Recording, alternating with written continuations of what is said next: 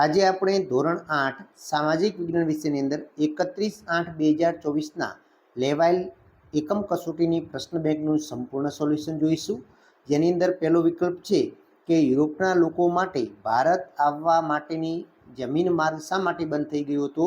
તો કે તુર્કોએ જે ઇસ્તંબુલ જે શહેર હતું એટલે કે કોન્સ્ટેન્ટિનોપલ જે પલ હતું એ જીતી લીધું, એટલે કે ઓપ્શન નંબર ડી તમારે આવશે. એના પછી બીજું છે કે નીચે આપેલી જોડ પૈકી કઈ જોડ અયોગ્ય છે? તો ફિરંગીઓ ઇંગ્લેન્ડ એ જોડ અયોગ્ય છે, એટલે કે ઓપ્શન નંબર બી. એના પછી ત્રીજું છે જો પ્લાસીના યુદ્ધમાં સિરાજુદ્દૌલાની જીત થઈ હોત તો ઓપ્શન નંબર ડી આવે છે કે ભારત દેશમાં અંગ્રેજો શાસનની શરૂઆત ન થઈ હોત. એના પછી ચોથું છે નીચે આપેલ વિધાન પૈકી કયું વિધાન સાચું છે? તો કે ટોમસ રોએ જહાંગીર પાસે ભારતમાં વેપાર કરવાની પરવાનગી મેળવી. પછી પાંચમું છે નીચે આપેલ કઈ જોડ યોગ્ય છે?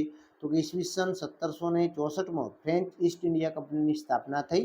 પછી છઠ્ઠું નીચે આપેલ વિધાન પૈકી કયું વિધાન ખોટું છે? તો પોર્ટુગીઝોએ કોચી અને કુંદરમાં કિલ્લો બાંધ્યા એ ખોટું છે.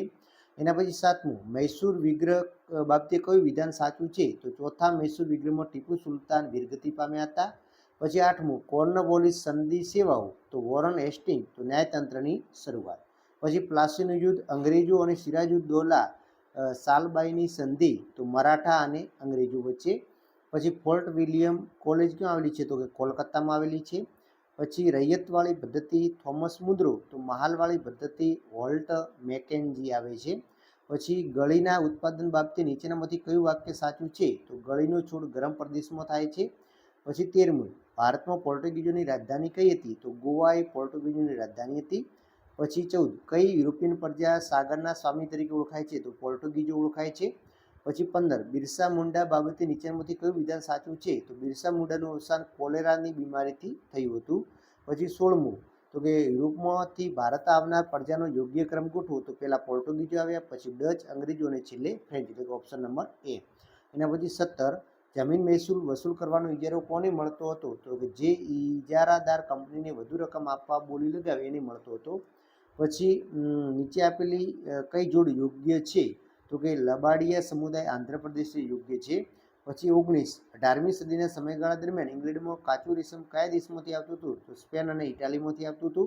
પછી 20મું અન્ન ભંડાર તરીકે ઓળખાતું બંગાળ કઈ રીતે કંગાળ બન્યું હતું? તો કાયમી જમાબંધી પદ્ધતિના કારણે. હવે ખાલી જગ્યા છે તો પહેલી ગ્રામ અથવા ગ્રામના સમુદાય ખાલી જગ્યા શબ્દનો પ્રયોગ થતો હતો કે મહાલ શબ્દનો પ્રયોગ થતો હતો. બીજી ખાલી જગ્યાની અંદર તમે જુઓ તો નવ જાગૃતિ આવે છે. પછી ત્રીજી ખાલી જગ્યા છે એની અંદર મરી મસાલા અને અન્ય આવે છે. ચોથી ખાલી જગ્યાની અંદર સુરત આવે છે. પાંચમી ખાલી જગ્યાની અંદર પાણીપતનું ત્રીજું યુદ્ધ આવશે. છઠ્ઠી ખાલી જગ્યાની અંદર કોર્નવોલિસ. સાતમી ખાલી જગ્યા છે એની અંદર મીર જાફર. પછી આઠમી ખાલી જગ્યા છે એની અંદર પૂર્વ આવશે. પછી 9મી ખાલી જગ્યાની અંદર સંથાલ જાતિના લોકો આવશે. 10મી ખાલી જગ્યાની અંદર ખોંડ જાતિ આવશે. પછી 11મી ખાલી જગ્યામાં ઉલ ગુલાન આંદોલન આવશે અને 12મામાં પુણે આવશે. 13મી ખાલી જગ્યા છે એની અંદર કાલિકટ આવશે. પછી 14મી ખાલી જગ્યા જે છે એની અંદર કોલકાતા શહેર આવશે. 15મી ખાલી જગ્યામાં પુરુક્ષિયર આવશે અને 16મી ખાલી જગ્યાની અંદર આર્થિક આવશે.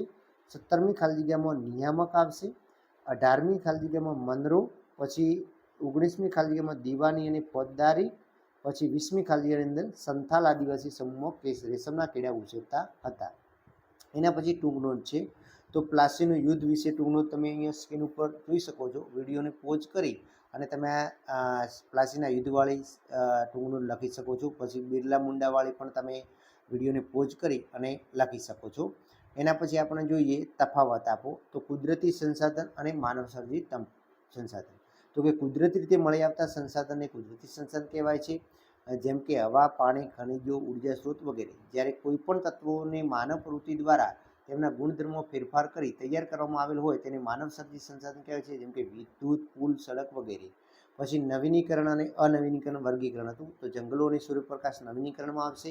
ખનિજ તેલ અને પરમાણુ અને ખનિજો એ બિન નવીનીકરણમાં આવશે. પછી અર્થ સમજાવો એકલ કે દુર્લભ સંસાધન. તો કે જે સંસાધન માત્ર ને માત્ર એકાદ બે સ્થળોથી મળી આવતું હોય તેને એકલ સંસાધન કહેવાય છે, જેમ કે ક્રાયોલેટ ધાતુ. પછી તફાવત આપવાનો તો પુનઃપ્રાપ્ય સંસાધન અને પુનઃ અપ્રાપ્ય સંસાધન. તો કે પુનઃપ્રાપ્ય તો કે એક વખત ઉપયોગમાં લેવા ગયા પછી ફરીથી ઉપયોગ લેવાઈ શકે તેમ ન હોય તેવા લેવાઈ શકે એવા હોય એને પુનઃપ્રાપ્ય સંસાધન કહેવાય છે, જેમ કે જંગલો, પ્રાણીઓ, સૂર્યપ્રકાશ. જ્યારે એકવાર વપરાયા બાદ નજીકના ભવિષ્યમાં તેનું નિર્માણ અશક્ય હોય તેવા ખનિજોને પુનઃ અપ્રાપ્ય કહેવાય છે, જેમ કે ખનિજ તેલ, ખનિજ, કુદરતી વાયુ, પરમાણુ વગેરે. પછી વર્ગીકરણ હતું તો કે કુદરતી સંસાધનમાં ઉર્જા સ્ત્રોત અને ખનિજો, અને માનવ સર્જિત સંસાધન પુલ છે, બોગદા છે વગેરે. પછી ત્રીજું, તળાવ અને સરોવરની પાણીની સંગ્રહ ક્ષમતા વધારવા શું કરવું જોઈએ? તો તળાવ કે સરોવરમાં તળિયે જમા થયેલ કાંપ દૂર કરી તેને ઊંડા કરવાથી પાણીની સંગ્રહ ક્ષમતા વધારી શકાય છે. પછી જોડકા જોડો છે તો વિરલ સંસાધન તો યુરેનિયમ છે, એકલ સંસાધન ક્રાયોલાઇટ ધાતુ આવે છે. પછી ખાલી જગ્યા તો સૂર્ય એક કુદરતી સંસાધન છે. પછી પૃથ્વીના ગોળાનું નિરીક્ષણ કરતો જણાશે કે 3/4 ભાગમાં પાણી અને 1/4 ભાગમાં ભૂમિ છે. પછી પારિભાષિક શબ્દ છે માનવ સર્જિત સંસાધન, તો કે કુદરતી તત્વો અને પર માનવ પોતાની બુદ્ધિ આવડત વડે જરૂરી પ્રક્રિયા કરી તેના ગુણધર્મો ફેરફાર કરે તેને માનવ સર્જિત સંસાધન કહેવાય છે. હવે વર્ગીકરણ કરવાનું છે. અક્ષય સંસાધન તો ભૂતાપીય ઉર્જા અને જૈવ ઇંધણ, અને ક્ષય સંસાધન તો અણુ ઉર્જા અને અશ્મિભૂત બળતણ. પછી સંસાધનના સંરક્ષણના ઉપાયો લખો તો જમીન ધોવાણ અટકાવવું જોઈએ, ટપક સિંચાઈ પદ્ધતિનો વ્યાપ વધારવો જોઈએ, જૈવિક કીટનાશકોનો વપરાશ કરવો જોઈએ. પછી નીચેનું વિધાન ખરું છે કે ખોટું? તો કે તમામ સંસાધનોની ઉપયોગિતાની દ્રષ્ટિએ ભૂમિ સંસાધન મોખરાનું સ્થાન છે, તો કેવું આવશે? ખરું આવશે. પછી તફાવત છે સર્વસુલભ સંસાધન અને વિરલ સંસાધન. તો કે સામાન્ય રીતે દરેક સ્થળથી મળી આવતા સંસાધનને સર્વસુલભ સંસાધન કહે છે, જેમ કે વાતાવરણના વાયુ. પછી મર્યાદિત સ્થળેથી મળી આવતા સંસાધનને વિરલ સંસાધન કેમ છે? કોલસો, ખનિજ તેલ, કુદરતી વાયુ. એના પછી છે ચેક કરવાનું છે તો આની અંદર રણ પ્રદેશમાં ગાઢ અને વન પર્વતીય ભૂપૃષ્ઠીય ધરાવતા ક્ષેત્રોની વસ્તી ગીતતા કેવી હોય છે? તો કે ઓછી આવે. એટલે કે આની અંદર વધુ ચેકી મારવાનું અને આની અંદર અનન્ય ચેકી મારવાનું અને અલગ રાખવાનું, બરાબર. એના પછી આપણે જોઈએ તો કે રાસાયણિક ખાતરોનો વપરાશ લાંબા ગાળે તો કે જમીનની ગુણવત્તા ઘટાડે છે. હવે ટૂંકા પ્રશ્નો છે તો પહેલું છે બંધારણ એટલે શું? તો કે દેશનો વહીવટ ચલાવવા માટે બનાવેલા નિયમોને બંધારણ કહે છે. બંધારણ સભામાં કુલ કેટલા સભ્યો હતા? 389 સભ્યો હતા. બંધારણ સભાના કોઈપણ બે સભ્યોના નામ લખો. સરોજિની નાયડુ, શ્યામપ્રસાદ મુખર્જી, કલમ આઝાદ વગેરે. બંધારણ સભાના અધ્યક્ષ કોણ હતા? ડૉક્ટર રાજેન્દ્ર પ્રસાદ. પછી ભારતમાં બંધારણ ઘડતો કુલ કેટલો સમય લાગ્યો હતો? તો 2 વર્ષ, 11 માસ અને 18 દિવસ. ભારતમાં બંધારણ કઈ તારીખે બંધારણ દિવસ ઉજવાય છે? તો કે 26મી નવેમ્બર. વિશ્વનું સૌથી મોટું લેખિત બંધારણ તો કે ભારત દેશનું છે. લોકશાહી એટલે શું? લોકો વડે, લોકો માટે અને લોકો દ્વારા ચાલતું શાસન એને લોકશાહી કહેવાય છે. પછી બિન સાંપ્રદાયિકતા એટલે શું? તો કે બિન સાંપ્રદાયિકતા એટલે દેશ કે પ્રદેશનું શાસન કોઈ એક ધર્મ કે સંપ્રદાયના આધારે ન ચાલતું હોય તેને બિન સાંપ્રદાયિકતા કહેવાય. પ્રજાસત્તાક રાષ્ટ્ર એટલે શું? તો કે લોકોના હાથમાં સત્તા હોય તેવું રાષ્ટ્ર એને પ્રજાસત્તાક કહેવાય. પછી સંઘ રાજ્ય એટલે શું? તો કે ભારત એક સંઘ રાજ્ય છે, એટલે કે જુદા જુદા રાજ્યોનો બનેલો સંઘ છે. પછી ભારતનું બંધારણ કઈ તારીખે ઘડાઈને અમલમાં આવ્યું હતું? તો કે 26મી નવેમ્બર 1949માં ઘડાઈને તૈયાર થયું. પછી કયા હકને બંધારણનો આત્મા કહે છે? બંધારણીય ઇલાજાના હકને. પછી ભારતના નાગરિકોને કુલ કેટલી મૂળભૂત ફરજો છે? તો કે 11. પછી ભારતના નાગરિકો મૂળભૂત ફરજો કેટલી છે? નાગરિકો મૂળભૂત ફરજો જણાવો. નાગરિકોને કોઈ પણ 2 મૂળભૂત ફરજો જણાવવાની છે, બરાબર. એના પછી આપણે જોઈએ તો બંધારણ ઘડતરની પ્રક્રિયામાં કેટલી સમિતિઓ? તો કે 23 સમિતિઓ હતી. બંધારણ ઘડવૈયા તરીકે કોણ ઓળખાય છે? તો ડૉક્ટર રાજેન્દ્ર પ્રસાદ, જવાહરલાલ નહેરુ, ભીમરાવ આંબેડકર, સરદાર પટેલ વગેરે.